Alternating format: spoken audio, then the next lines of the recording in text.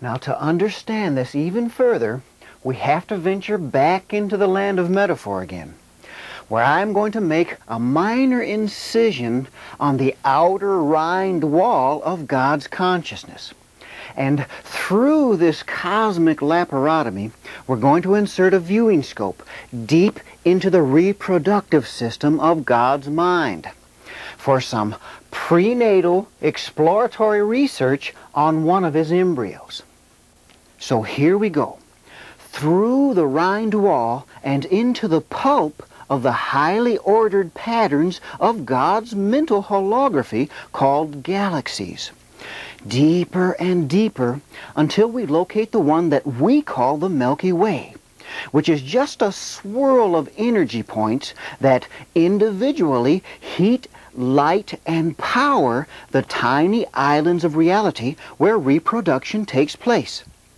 Still deeper yet until we locate the island of reality called Earth, where our own conception has occurred, until finally locating one of us. But wait, we're still not finished. We have one more placental layer to pass through to reach the embryo. We have to penetrate this outer membrane or shell wall to reach the true fetus of God. So let's go through it. There now, the embryo of the universe. Let's pull it out and set it next to God for comparison.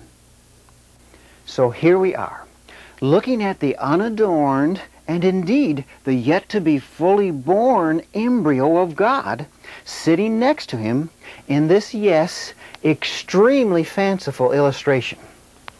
Now, if you cannot see this so well, this is just a hodgepodge of mental images suspended within the closed field of a human consciousness. Now, I have done this to truly demonstrate the parallels that exist between our minds and the mind of God.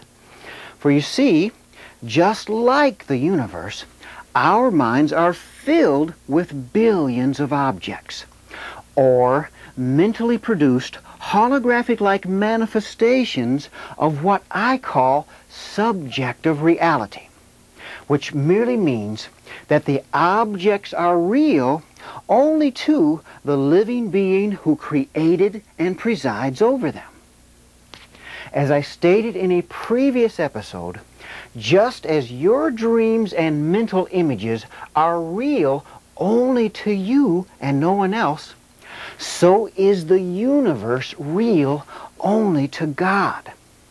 And I furthermore stated that the only reason that the universe is real to any of us right now is because we are literally held and infused within it, peering out from the inner dimensions of our own minds through the 5 sensory windows of these bodies and right into the inner dimension of God's mind, literally experiencing the subjective reality of his own personal mental holography, our bodies being a part of the holography.